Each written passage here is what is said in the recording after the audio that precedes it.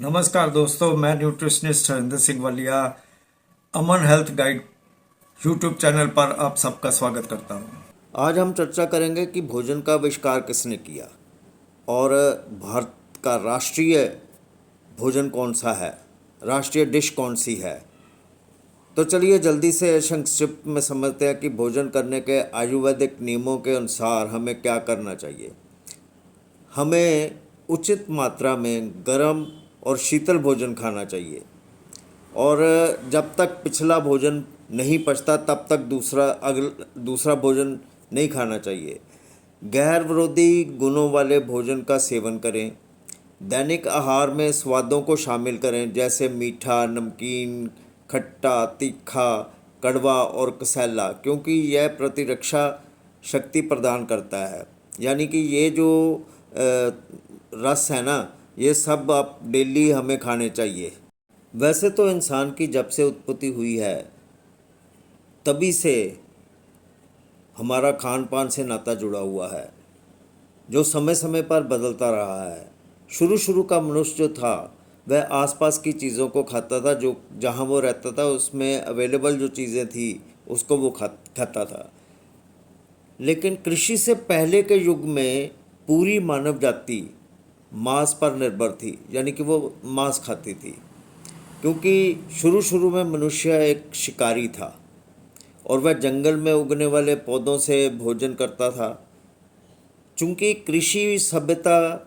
कृषि जो है वो सभ्यता का परिणाम है, इसलिए मनुष्य ने अपने इच्छा अनुसार ज़रूरत के हिसाब से फैसला लिया कि आजकल के हमारे आहार में कैसे फूड शामिल होने चाहिए। रिसर्च के हिसाब से हमारे आहार में ऐसे फूड शामिल होने चाहिए जो सही मात्रा में पोषक तत्वों की आपूर्ति कर सकें। इस तरह के आहार को संतुलित आहार कहा जाता है। इंसान की शारीरिक क्रियाओं के लिए उसको 6 पोषक तत्वों की ज़रूरत रहती है, जैसे कि प्रोटीन, विटामिन, कार्बोहाइड्रेट, फैट, पानी और मिनरल्स। इनकी ज़रूरत इंसान को हमेशा रहती है। आइए अब खाने के बारे में थोड़ा सा विस्तार से जानते हैं। पोषण जो है वो 2 प्रकार के होते हैं, एक स्वपोषी और दूसरा परपोषी। स्वपोषी वह होता है जो वो अपना भोजन स्वयं बनाता है। यह भोजन एक ऐसी प्रक्रिया है जिसमें जीव सूर्य के प्रकाश की उपस्थिति में पानी, कार्बन डाइऑक्साइड और खनिज लवण जैसे सरल पदार्थों से अपना भोजन बनाता है। सभी हरे पौधों में पोषण की स्वपोषी विधि होती है, यानी कि पेड़ पौधे जो है वो स्वपोषी होते हैं, यानी अपना भोजन खुद बनाते हैं।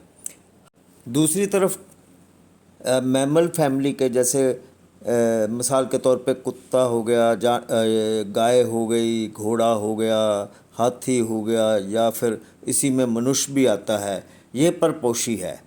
यानी कि ये अपने भोजन के लिए पौधों या अन्य जीवों पर निर्भर करते हैं। 1770 में मेटाबॉलिज्म की खोज करने वाले एंटोनी लॉरेंट डी लेवोजियर ने जानकारी दी कि भोजन का जिस वक़्त ऑक्सीकरण होता है ना, तो उसमें जो ऊर्जा पैदा होती है वह ऊर्जा जो है वो शरीर ईंधन के रूप में इस्तेमाल करता है। पोषण यानी न्यूट्रिशन शरीर के बढ़ने, विकसित होने और जीवन के रख रखाव के लिए आवश्यक पोषक तत्वों का सेवन, अवशोषण और उपयोग करने की प्रक्रिया को कहते हैं पोषण।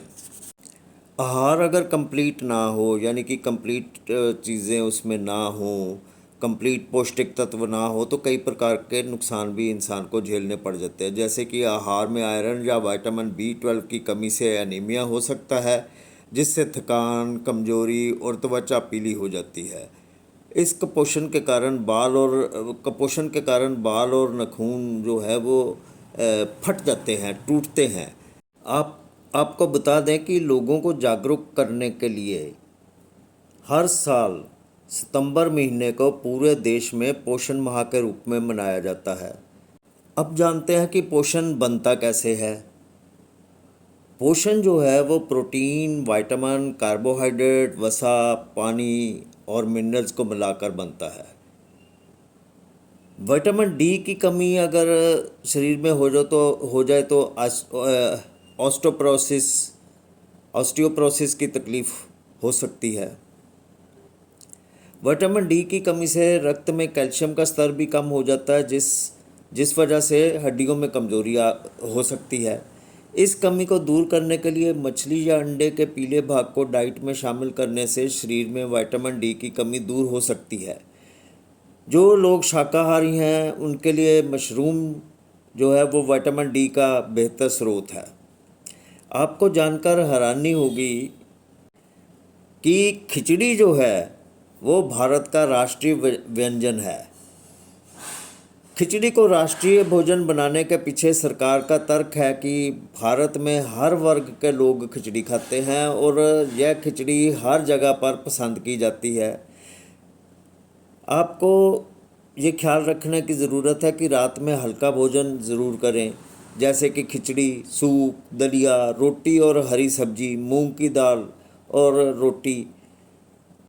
आपने कड़ी शब्द तो सुना ही होगा। दोस्तों, कड़ी शब्द जो है वो तमिल के कैकारी से लिया गया है, जिसका अर्थ होता है विभिन्न सांभरों या मसालों के साथ पकाई गई भाजी।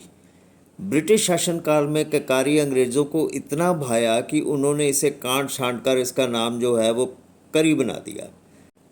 अब तो ये करी जो है ना, ये सिर्फ ब्रिटिशर्स के लिए ही मनपसंद डिश नहीं है। ये यूरोपियन देशों में भारतीय पकवानों का मनपसंद डिश बन चुका है, पूरे यूरोपियन देशों में। सो दोस्तों, आज के लिए बस इतना ही। जल्दी किसी नए वीडियो के साथ आपके रूबरू होऊंगा। तब तक मुझे दे इजाजत।